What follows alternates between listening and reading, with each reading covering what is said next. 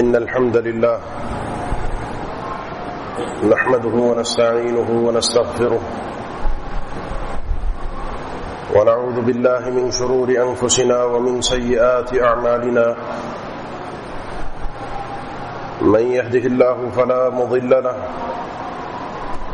ومن يضلل فلا هادي له وأشهد أن لا إله إلا الله وحده لا شريك له وأشهد أن محمدا عبده ورسوله يا أيها الذين آمنوا اتقوا الله حق تقاته ولا تموتن إلا وأنتم مسلمون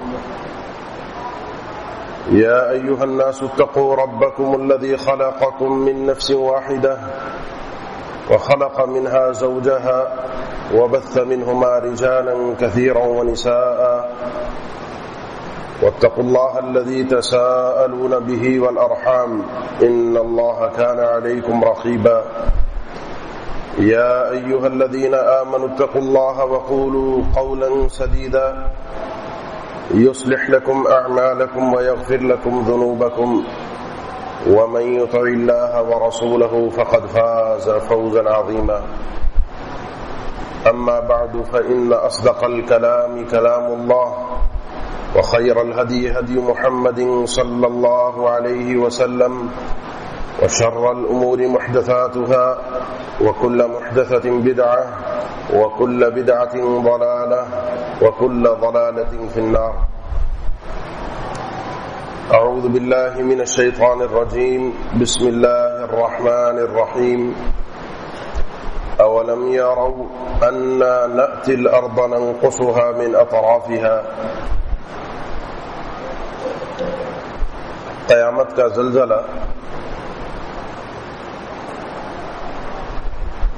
بہت بڑی چیز ہے.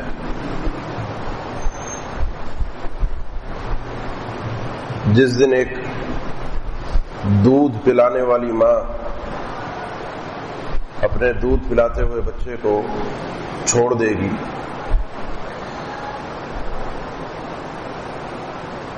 اور اس دن کی ہولناکی اور شدت کی وجہ سے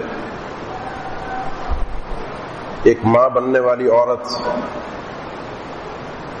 اپنے حمل سے محروم ہو جائے گی. لوگ عجیب مدہوشی کے عالم میں ہوں گے. وما هم بسکارى ولكن عذاب اللہ شدید. وہ نشہ نہیں ہوگا, وہ مدہوشی نہیں ہوگی, لیکن بات یہ ہے کہ اللہ کا عذاب بڑا سخت ہے جس کو دیکھ کر انسان اپنے ہوش کھو دیتا ہے.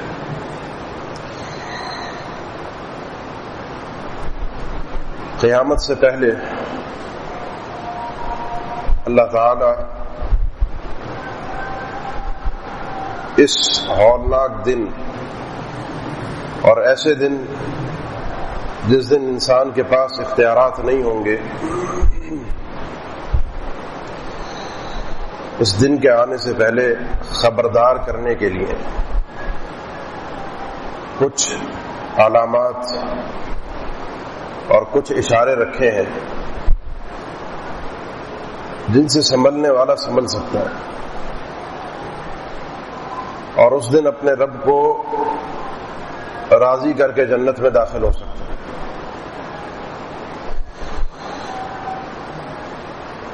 علامات بہت تفصیلی ہیں, آپ اس منبر سے دروس میں خطبات میں ان کے متعلق کثرت سے سنتے رہتے ہیں. میں آج ایک بات کی طرف نشاندہی کرنا چاہتا ہوں جو اس وقت ہماری آنکھوں کے سامنے ہو رہی ہے. اس بات کو, اس علامت کو ہم دیکھ رہے ہیں لیکن محسوس نہیں کر رہے. اور یہ یاد رکھیے, یہ علامت ایسی ہے کہ جس میں دنیا, دین اور آخرت سب چیزوں کی بربادی ہے.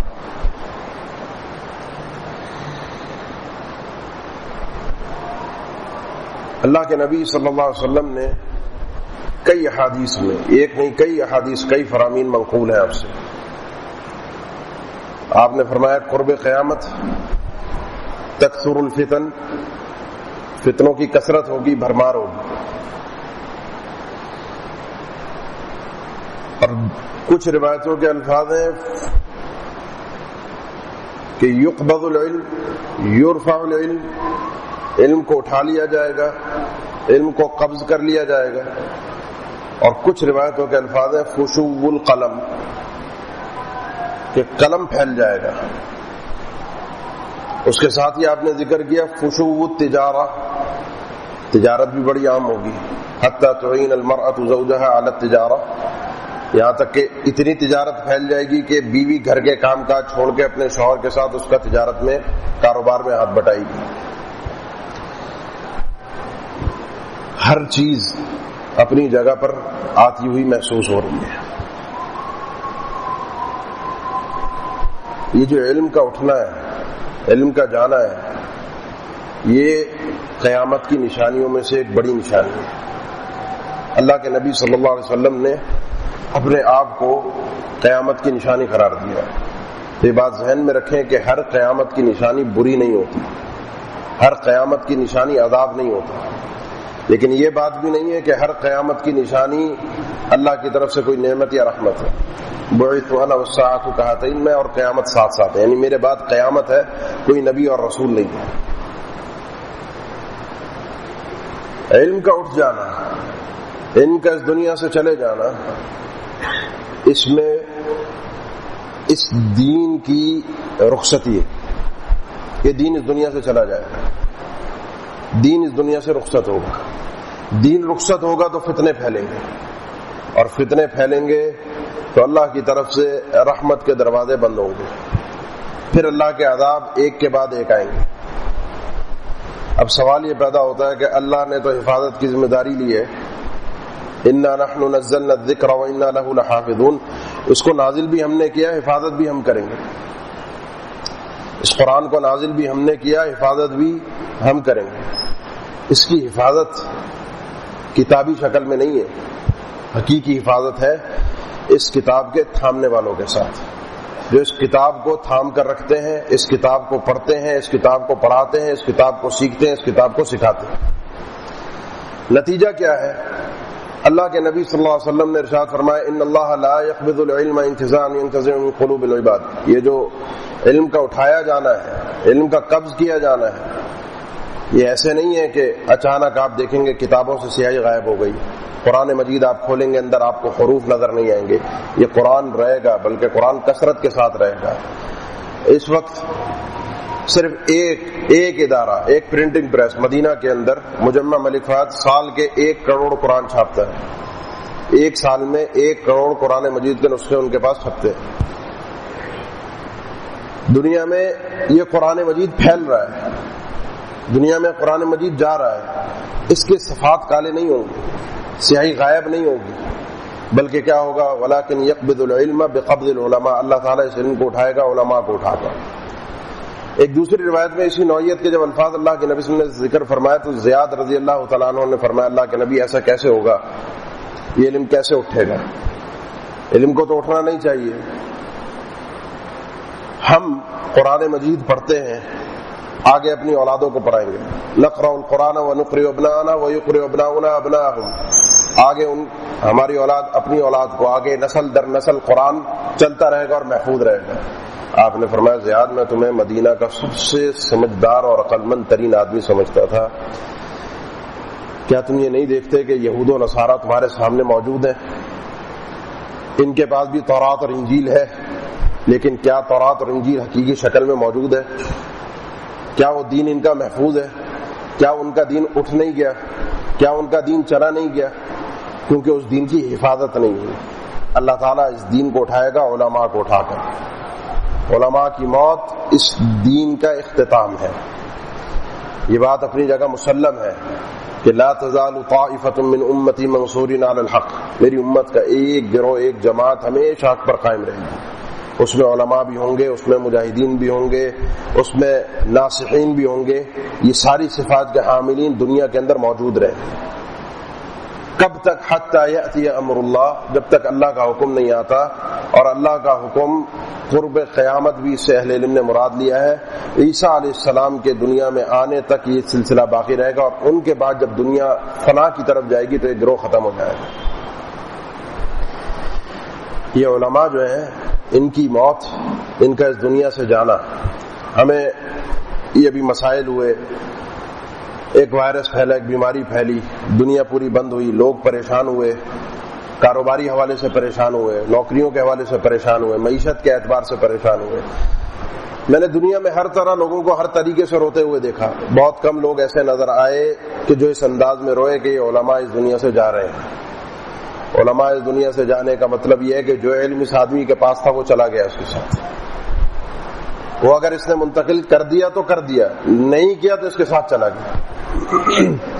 اور اگر ساتھ چلا گیا تو وہ علم واپس نہیں آئے گا. اور یہی معنی ہے بقبض العلماء، اللہ تعالیٰ اس علم کو اٹھائے گا، علماء کو اٹھا کر. علماء کا جانا اس دنیا سے یہ فتنوں کی کثرت کی طرف بھی اشارہ ہے. یہ علماء ایسے نہیں اٹھتے، یہ علماء ہے حقیقت میں ان العلماء ورثۃ الانبیاء. یہ علماء انبیاء کے، اس امت میں علماء انبیاء کے وارث ہیں. پچھلی امتوں میں علماء کی جگہ انبیاء ہوا کرتے تھے، پھر ان کے رہبان ہوا کرتے تھے، پھر ان کے اپنے کچھ پیشوا ہوا کرتے تھے. لیکن زیادہ یہ ذمہ داری دین پہنچانے کی رسول آتا، اور رسول کے بعد اس قوم کے اندر انبیاء کا ایک تسلسل ہوتا ہے. اللہ کے نبی صلی اللہ علیہ وسلم نے فرمایا اس امت میں انبیاء نہیں ہیں، انبیاء کا سلسلہ، وحی کا سلسلہ بند ہو گیا، ختم ہو گیا. اس امت میں کام علماء نے کرنا ہے. علماء اس دین کو آگے پہنچائیں گے تو پہنچے گا، ورنہ کتابیں موجود ہیں، کتابوں کی موجودگی اس علم کی موجودگی کی ضمانت نہیں ہے کہ علم باقی رہے گا. علم اٹھے گا علماء کے اٹھنے سے. مسند احمد میں صحیح اللہ کے نبی صلی اللہ علیہ وسلم کا فرمان منقول ہے. آپ نے فرمایا کہ انما مثل العلماء کمثل النجوم، علماء کی مثال ستاروں کی مانند ہے. یقتدی بہم فی ظلمات البر والبحر، کہ انسان جب اس دور میں، آج بھی آپ دیہات وغیرہ کی جانب چلے جائیں، اور اس دور میں رات کے وقت راستے اور سمت معلوم کرنے کے لیے، سمندر میں راستوں کا تعین کرنے کے لیے کس جہت میں ہم نے جانا ہے، ان ستاروں کو سامنے رکھا جاتا ہے. وہ ماہر تھے اس علم نجوم کے، جس کو قرآن اور شریعت نے جائز قرار دیا ہے. فرمایا علماء انہی ستاروں کی مانند ہے جن کو دیکھ کر لوگ سمت معلوم کرتے ہیں صراط مستقیم کی، صراط مستقیم پر چلنے کی. ورنہ بھیڑیے بہت ہیں، شیطان بہت ہے. اللہ کے نبی صلی اللہ علیہ وسلم نے جامع ترمذی کی حدیث ہے فرمایا کہ ایک راستہ ہے، سیدھا راستہ، اس کے دونوں جانب، سیدھے راستے کے دونوں جانب دیواریں ہیں، اور دیواروں پر دروازے اور کھڑکیاں ہیں. ان دروازوں پر، ان راستوں پر، ان دروازوں پر پھر پردے لٹکے ہوئے ہیں. یہ انسان چلنا شروع کرتا ہے، اس کو آواز آتی ہے سیدھے راستے پر چلتے رہنا، یہ راستہ تمہیں تمہاری منزل مقصود تک پہنچا دے گا. لیکن انسان ہے، اس کو ادھر ادھر جھانکنے کی عادت ہے. پتہ کروں یہاں کیا ہو رہا ہے، دیکھے تو صحیح یہاں کون ہے، دیکھے تو صحیح یہ کیا کہتا ہے، اس کی بات تو بڑی اچھی ہے. وہ پردہ اٹھتا ہے، پردہ اٹھا کر جیسے وہ دیکھنے کی کوشش کرتا ہے، ایک آواز آتی ہے پردہ مت اٹھا نہیں تو برباد ہو جائے گا، اس راستے پر نکلا تو تباہ و برباد ہو جائے گا. آپ صلی اللہ علیہ وسلم نے فرمایا یہ جو سیدھا راستہ ہے یہ اسلام ہے. یہ جو تم دیواریں دیکھ رہے ہو اور ان کے اوپر جو دروازے ہیں یہ حدود اللہ اور محارم اللہ ہیں. یہاں سے راستے غلط جانب نکلتے ہیں. یہ جو پردے لٹکے ہوئے ہیں یہ اللہ نے ایک پردے لٹکا دیے ایک مومن کے لیے کہ جس سے وہ بصیرت کے ساتھ ان چیزوں سے بچتا رہے. وہ جو ایک آواز اس کو آ رہی ہے کہ سیدھے راستے پر سیدھے چلنا، یہ قرآن کی آواز ہے. اور جب پردہ اٹھا کر کوشش کرتا ہے ان حرام چیزوں میں داخل ہونے کی تو اس کا ضمیر بھی اسے ملامت کرتا ہے کہ دیکھ ادھر مت جا، اگر گیا تو برباد ہو جائے گا، ادھر گیا تو ختم ہو جائے گا.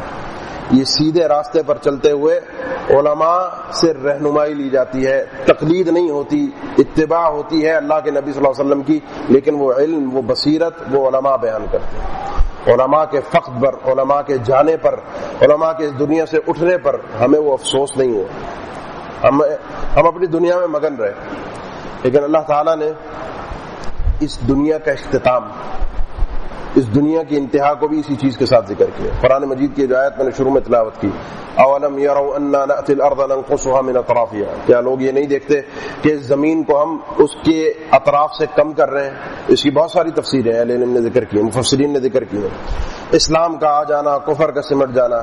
لیکن حبر الامہ عبداللہ ابن عباس مفسر قرآن رضی اللہ تعالیٰ عنہ وہ فرماتے ہیں اس سے مراد علماء کا اس دنیا سے اٹھ جانا ہے, دنیا کا سکڑ جانا, دنیا کا سمٹ جانا, دنیا کا کم ہو جانا. جو قرآن مجید کی آیت ہے اس کا ایک معنی یہ ہے کہ دنیا سمٹے گی جب علماء دنیا سے اٹھتے جائیں گے, اور یہ سمٹتا ہوا آپ کو نظر نہیں آئے گا. دنیا پھیلی ہوئی ہے, یہ سمٹنا دین کا سمٹنا ہے, یہ کم ہونا دین کا کم ہونا ہے, یہ دین کم ہوتا جائے گا. آج جو دین آپ بزرگوں کے پاس ہے وہ آپ کی آگے آنے والی نسلوں کے پاس اس نوعیت کا دین, اس نوعیت کی غیرت نہیں ہوگی دین کے لیے.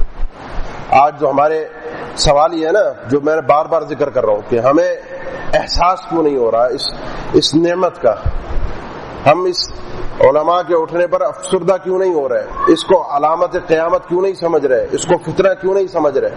اس کی وجہ یہ ہے کہ ہمارے اندر سے اس غیرت کو ختم کر دیا گیا ہے, اس عزت اور احترام کو ختم کر دیا گیا ہے جو ان بڑی شخصیات کے لیے ہوتی ہے. کیونکہ ہمارے یہاں آج کل مساوات کے نعرے ہر طرف, آہستہ آہستہ کر کے زہر ہمارے کانوں کے اندر, جسم کے اندر, ایمان کے اندر گھولا گیا کہ اس مولوی ملا کو کیا پتا, یہ تو جاہل ملا لوگ ہیں, ان کو کیا پتا, ان جنگلیوں کو پاجامہ پہننا نہیں آتا, دنیا چاند پر پہنچ گئی ہے.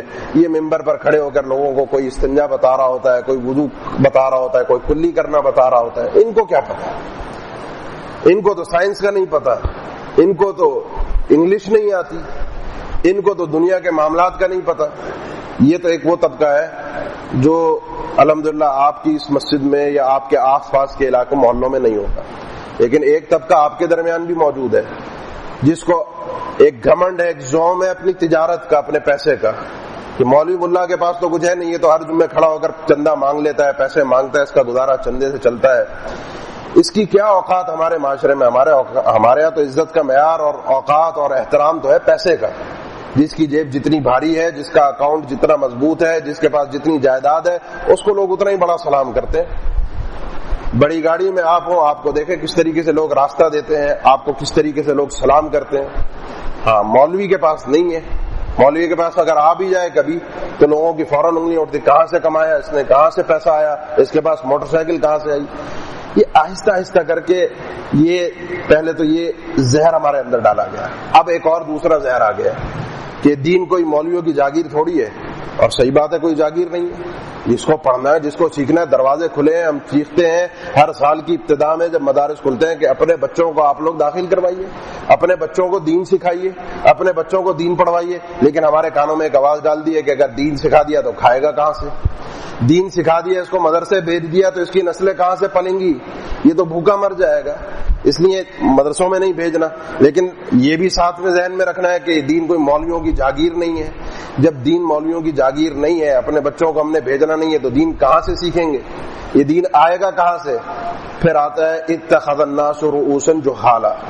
جب یہ علماء اٹھیں گے, کوئی تو رہنمائی چاہیے, کہیں سے تو بات چاہیے.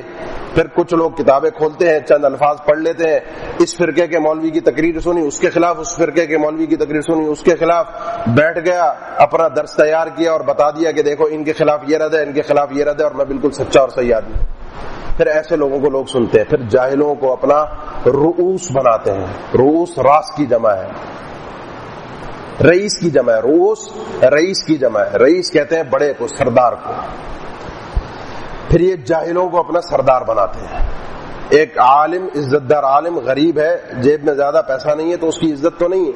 لیکن ایک بولنا جانتا ہو, ساتھ میں انگلش کے 2-4 الفاظ کا اس کے پاس تڑکا بھی ہو, تھوڑی سی آپ کو سائنس کی معلومات بھی کہیں نہ کہیں سے ادھر ادھر سے جوڑ کے لا کر دے دے, نام کے ساتھ کوئی 2-4 القابات اس کے ساتھ مزید دنیا کے اعتبار سے لگ جائیں, تو ہماری نظروں میں پھر وہ عزت دار بن جاتا ہے. وہ چٹائیوں پر بیٹھ کر پڑھنے والے, میں اپنی بات نہیں کر رہا, کراچی کے ماحول کی بات نہیں کر رہا, آپ باہر نکلیں, آپ دیہات میں جائیں, وہاں پر جا کر دیکھیں جو بڑے علماء ہیں, جو چٹائیوں پر بیٹھتے ہیں, جو آج بھی دین سیکھ رہے ہیں, سکھا رہے ہیں, جن کو دنیا سے کوئی غرض نہیں, دنیا کی مال و متاع سے کوئی غرض نہیں, جو اپنی آخرت کی فکر کرتے ہیں, ہمارے نزدیک ان کی کوئی عزت, کوئی احترام نہیں ہے. کیونکہ ہمیں سکھایا گیا کہ ہم برابری, کسی کی عزت نہیں ہے، دین میں سب برابر ہے، لہذا یہ بھی برابر ہے، میں بھی برابر ہوں، اس کی کیا اوقات کہ یہ میرے سامنے کھڑا ہو کر بات کرے؟ یہ کون ہوتا ہے ہمیں کہنے والا؟ کئی مساجد کے آپ کی مسجدوں کے یہ حال ہے کہ جس مسجد میں کئی مولوی تنخواہ لیتا ہے، کوئی جمعہ پڑھاتا ہے، تو وہاں پر وہ کوئی ایسی بات نہیں کر سکتا کہ جو لوگوں کے یا انتظامیہ کے مزاج کے خلاف ہو۔ اگر ہم اتنی جرت نہیں دے سکتے، اتنی حیثیت نہیں دے سکتے، کیونکہ وہ تنخواہ لیتا ہے تو جس طرح ہمارا ایک تجارتی، میں نے ذکر کیا نا کہ ہمارے درمیان بھی وہ ہے ایک زوم ہے اپنی تجارت کا، تو تجارت میں تو ہمارے یہ ہے کہ دکان پہ جو نوکر ہے وہ مہینے کی تنخواہ لیتا ہے، اس کو تو صبح سے شام تک ہم رگڑتے ہیں، صبح سے شام تک تو ہمارے پاس کام کرتا ہے، تو اس سے تو پورا ہم نے وصول کرنا ہے۔ وہی سوچ ہماری ہوتی ہے ایک مسجد کے امام، خادم، مؤذن اور خطیب کے بارے میں۔ تنخواہ لیتا ہے، کرتا کیا ہے؟ سارا دن تو بیٹھا رہتا ہے، لہذا انتظامیہ کا کوئی آئے گا، اس کو لا کے اس نے پانی بھی پلانا ہے، اس کے لیے جگہ بھی صاف کرنی ہے، جگہ گھیر کر بھی رکھنی ہے مسجد کے اندر پہلے خطیب کو اجازت نہیں ہے کوئی ایسی ویسی بات کر سکے۔ عزت ختم ہو گئی ہے، عزت ختم ہو گئی، اب حق بولا نہیں جا رہا، کہیں کوئی عالم مضبوط ہے، کہیں نہیں ہے، کہیں اس کی مجبوریاں ہیں، ہر قسم کے لوگ ہر قسم کی فیلڈ میں ہوتے ہیں، لیکن جو اللہ والے لوگ ہیں، جو اللہ والے علماء ہیں، ان کی جب عزت دلوں سے ختم ہو گئی، دنیا سے جا رہے ہیں، جاتے رہے۔ ہمارے پاس ہیں دوسرے جن کو ہم سنتے ہیں، ہمارے پاس ہیں جو ہمیں دین بتاتے ہیں۔ اتخذ الناس رؤوسا جہالا، پھر لوگ جاہلوں کو اپنا بڑا بناتے ہیں، پھر ان سے دین پوچھتے ہیں، پھر ان سے سوالات ہوتے ہیں، نتیجہ کیا نکلتا ہے؟ نتیجہ نکلتا ہے فضلوا واضلوا، خود بھی گمراہ ہوتے ہیں وہ اور امت کو بھی گمراہ کرتے ہیں، اور لوگ واہ واہ کرتے ہیں کہ ہاں جی بہت ہی بہترین بات کی۔ یہ غیرت جو آپ کے پاس ہے آج، یہ آپ کی نسلوں کے پاس نہیں ہوگی، اور جب نہیں ہوگی تو یہ سلسلہ آہستہ آہستہ ختم ہوگا۔ یہ علم باقی کس طریقے سے رہتا ہے، یہ دین باقی کس طریقے سے رہتا ہے؟ ایک عالم جب اپنا علم آگے منتقل کر دے نسلوں کو، آگے اپنے شاگرد تیار کر دے، شاگرد اس کے ہیں، وہ علم دے گیا، دنیا سے چلا گیا، آگے اس کے پاس 10 موجود ہے، وہ 10 ہے، لیکن جب یہ 10 کی کڑی ٹوٹے گی، ایک کے جانے کے بعد 10 نہیں ہوں گے، ایک کے جانے کے بعد ایک ہوگا، اس ایک دوسرے کے جانے کے بعد کوئی بھی نہیں ہوگا، تو یہ علم دنیا سے اٹھ جائے گا۔ اللہ کے نبی صلی اللہ علیہ وسلم نے یہاں پر، میں صرف آپ کو یہ نشاندہی کروں اس علم کی اور علم والوں کی، جو حقیقی اللہ والے لوگ ہیں، ان کی عزت اور احترام دین کی خاطر کی گئی۔ پرانے لوگ جو گزرے ہیں، جنہوں نے دین کی غیرت کو سمجھا ہے، وہ اللہ کی قربت تلاش کرتے تھے، اللہ والوں کی محبت میں، اللہ والوں کی خدمت میں، ان کی عزت اور احترام میں۔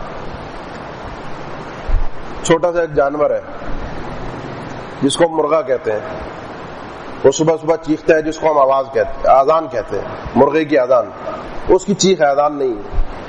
آپ صلی اللہ علیہ وسلم نے فرمایا لوگوں کی نیند خراب ہوتی ہے، صبح صبح جب وہ 3 بجے، 2 بجے، کبھی 2:30 بجے، 4 بج 4:30 ہمارے اذان ہو رہی ہے آج کل 4:19-20 پر، وہ 3 بجے 3:30 بجے چیخنا شروع کر دیتا ہے۔ جب وہ چیختا ہے تو لوگوں کی نیند خراب ہوتی ہے، اس دور میں بھی ہوتی تھی، اور جب نیند خراب ہوتی ہے تو انسان اٹھ کر نیند کی حالت میں جو نیند خراب کرتا ہے اس کو کیا کچھ کہتا ہے وہ آپ لوگ اچھی طریقے سے جانتے ہیں۔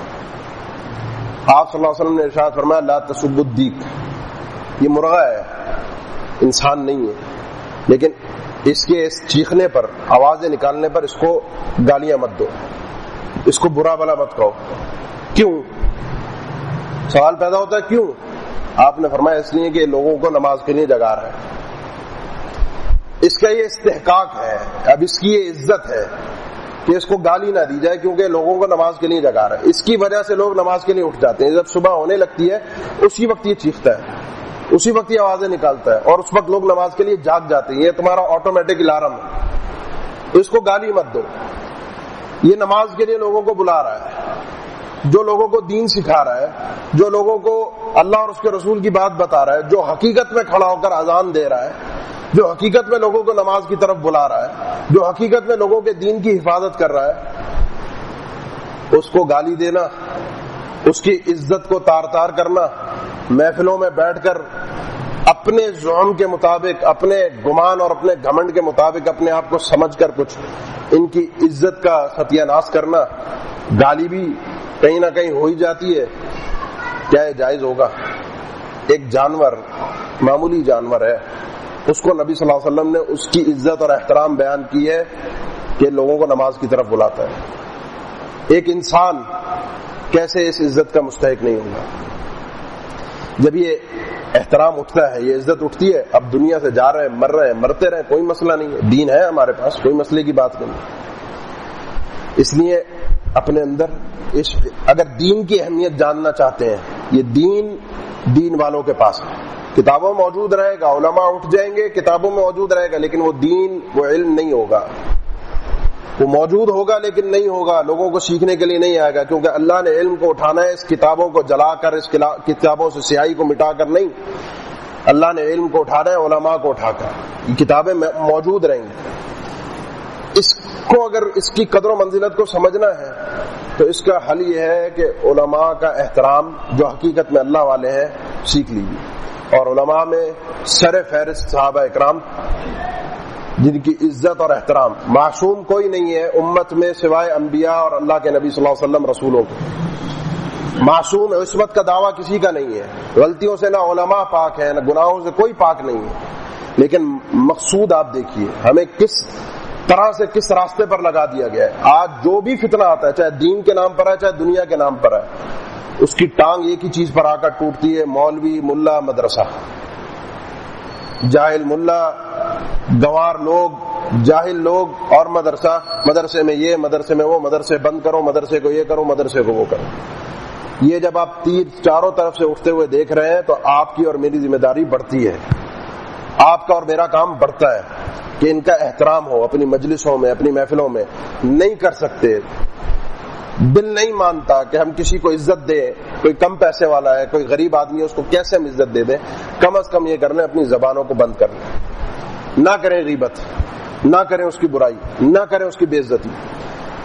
امام احمد فرمایا کرتے تھے، آگے حافظ ابن عساکر دمشقی نے اس کے اوپر تعلیق بھی لگائی، امام احمد کا قول ہے لحوم العلماء مسمومہ، علماء کا جو گوشت ہوتا ہے وہ بڑا زہر آلود ہوتا ہے۔ زہر آلود ہونے کا مطلب یہ ہے، گوشت کھانے کا مطلب یہ ہے کہ علماء کی غیبت انسان کے ایمان کے لیے زہر قاتل کی حیثیت رکھتی ہے، علماء کی غیبت زہر قاتل کی حیثیت رکھتی ہے، بڑا زہر آلود گوشت ہے۔ جو اس گوشت کو سونگتا ہے، من شمہ مرض، صرف سونگتا ہے بیمار ہو جاتا ہے۔ جو یہ علماء کی غیبت ان محفلوں میں اٹھتا بیٹھتا ہے، سنتا ہے، مزے لیتا ہے، یہ مزہ اس کے ایمان کی بیمار ہونے کی نشانی ہے، اپنی حدود پر پہنچ گیا۔ ومن اکلھا مات، اور جو اس گوشت کو کھا لیتا ہے وہ مر جاتا ہے، اس کے ایمان کی موت ہو جاتی ہے۔ یہ حافظ ابن عساکر نے یہ قول نقل کیا کہ لحوم العلماء مسمومہ، علماء کا گوشت زہر آلود ہے، ان کی غیبت انسان کے لیے انتہائی نقصان دہ ہے، اس کے ایمان کے لیے۔ گوشت کھانے کا مطلب غیبت ہے۔ فرمایا من شمہ مرض، جو اس کو سونگتا ہے، ایسی محفلوں میں بیٹھتا ہے، چسکے لیتا ہے، سنی لیتا ہے، وہ بیمار ہو جاتا ہے، اس کا ایمان بیمار ہو جاتا ہے۔ اور جو کھا لیتا ہے یعنی غیبت میں پڑ جاتا ہے، وہ سمجھ لے ومن اکلھا مات، جس نے کھا لیا وہ مر گیا، اور اس کی موت ایمانی موت ہے، اب وہ دین اس کے اندر مستقر نہیں رہ سکتا۔ حافظ ابن عساکر لکھتے ہیں آگے اس کے اوپر تعلیق لگا کے، اس کو مزید بڑھاتے ہیں، کافی تعلیق لمبی ہے ان کی، کہتے ہیں اس کے درمیان وعادت اللہ معلوم فی حد کی صدق کی اسرار العلماء، اللہ کی عادت اور اس کا طریقہ یہ بھی ہم نے دیکھا ہوا ہے، جانا ہوا ہے، پہچانا ہوا ہے تاریخ میں، ان لوگوں کے متعلق فی حد کی منتقصیہم، کہ جو علماء کی تنقیص کرتے ہیں، جو علماء کی محفل چادروں کو اتارتے ہیں، جو علماء کی کوئی اہمیت نہیں رکھتے، ان کو بے عزت کس انداز میں اللہ کرتا ہے یہ بھی ہم نے دیکھا ہوا ہے۔ جو حقیقت میں اللہ والے ہیں، یہ دور اٹھ جانے کا ہے، یہ دور جا رہا ہے، علم اٹھ رہا ہے۔ لہذا جہاں ہمیں بہت ساری چیزوں کا ان ایام میں غم رہا، تکلیف رہی، پریشانی رہی، ہمیں اپنے کاروبار کی، معیشت کی، بیماریوں کے حوالے سے، صحت کے حوالے سے، گھریلو مسائل، سینکڑوں مسائل آئے، وہاں اگر ایک مومن تھا تو اس کی غیرت تھی ایمان پر، کہ میرا ایمان کس طریقے سے محفوظ رہے گا۔ قیامت قریب ہے، قیامت بہت قریب ہے، یہ اللہ کے نبی صلی اللہ علیہ وسلم نے اپنے دور میں فرمایا، قیامت بہت قریب ہے، کب آئے گی کسی کو نہیں پتا۔ لیکن اشارے آ رہے ہیں، لیکن علامات آ رہی ہیں، لیکن اندازے ہو رہے ہیں کہ آنے والی ہے۔ ایک کے بعد ایک ایسی لڑی کے ساتھ اب یہ چیزیں پوری ہو رہی ہیں کہ انسان واقعتاً دنیا میں ہی مدہوش ہو گیا ہے، اسے پتہ نہیں چل رہا، ایسا اندھیرا چھا گیا ہے جس کو اللہ کے نبی صلی اللہ علیہ وسلم نے فتنوں کا اندھیرا قرار دیا تھا، جس میں انسان کو اپنا ہاتھ بھی نہ دکھائی دے، پتہ بھی نہ چلے کہاں جا رہا ہے، کیا کر رہا ہے۔ تموج کموج البحر، یہ فتنے ایسے آئیں گے، سمندر کی لہریں ایک کے بعد ایک، ایک کے بعد ایک ختم نہیں ہوگی، اوپر سے دوسری نہیں ہوگی، تیسری، اور ایک کے بعد ایک گہری اور اونچی اور بڑی، جس میں انسان کو سنبھلنے کا موقع نہیں ملے گا۔ کسی ایک سرمایہ کی اگر حفاظت کرنا چاہتے ہیں، کسی ایک ایسی چیز کو اپنے پاس باقی رکھنا چاہتے ہیں، وہ ہے ایمان، اور ایمان کی سلامتی جڑی ہوئی ہے ایمان والوں کے ساتھ تعلق سے۔ اللہ تعالیٰ سمجھنے کی توفیق دے۔ اقول قولی ھذا واستغفر اللہ لی ولکم وآخر دعوانا الحمد للہ رب العالمین۔ الحمد للہ علی احسانہ والشکر لہ علی توفیقہ وامتنانہ، واشہد ان لا الہ الا اللہ وحدہ لا شریک لہ تعظیما لشأنہ، واشہد ان محمدا عبدہ ورسولہ الداعی الی رضوانہ صلی اللہ علیہ وعلی آلہ واصحابہ واخوانہ وسلم تسلیما کثیرا۔ اما بعد، صحابہ کرام اللہ کے نبی صلی اللہ علیہ وسلم کے ساتھ چلتے پھرتے، اٹھتے بیٹھتے، سیکھتے سکھاتے ایک زندگی گزارتے رہے، اور کبھی ان کے ذہنوں میں یہ نہ آیا کہ آپ صلی اللہ علیہ وسلم ہمارے درمیان موجود نہیں رہیں گے۔ کوئی وقت ایسا بھی آئے گا کہ جب کوئی اور آپ کے مصلی پر کھڑا ہوگا، کوئی اور قیادت کرے گا، اور کوئی اور ہمیں کہیں لے کر جائے گا، کسی اور کی قیادت میں جہاد ہوگا۔ لیکن وہ وقت آیا، اور وہ وقت ایسا تھا کہ ایک ان کے لیے قیامت بن کے ٹوٹا۔ یقین نہیں آیا انہیں کہ اللہ کے نبی صلی اللہ علیہ وسلم اس دنیا سے جا سکتے۔ کئی لوگ ایسے تھے جن میں سر فہرست عمر ابن خطاب رضی اللہ تعالیٰ عنہ کا نام ہے۔ بات سے آپ اچھی طرح واقف ہیں۔ اس جھٹکے میں سنبھلنے کے لیے جو سامنے آیا وہ شخصیت ابو بکر رضی اللہ تعالیٰ عنہ۔ انہوں نے قرآن کی آیات پڑھی، وہ قرآن موجود تھا، سب کے پاس تھا۔ یہ موجودگی علم کی کتابوں کے اندر کافی نہیں ہے۔ ایسے فتنوں کے ٹائم پہ، ایسے دھچکے کے ٹائم پہ، ایسے وقت پر جب انسان اپنے ہوش و حواس کھونے لگے اور ایمان متزلزل ہونے لگے، اس وقت کسی ایک ایسے آدمی کی ضرورت ہوتی ہے جو آ کر قرآن و حدیث ہمارے دماغوں میں ڈال دے، قرآن و حدیث ہمیں سکھا دے، بتا دے، وہی آیات جو ہم نے سنی ہے، وہی احادیث جو ہم جانتے ہیں، لیکن ان کو ایک انداز سے، ایک پرائے کے ساتھ اس موقع کی مناسبت سے بتا دے، تو ہمارے لیے وہ سنبھلنے میں قرآن و حدیث سہارا بن جاتا ہے۔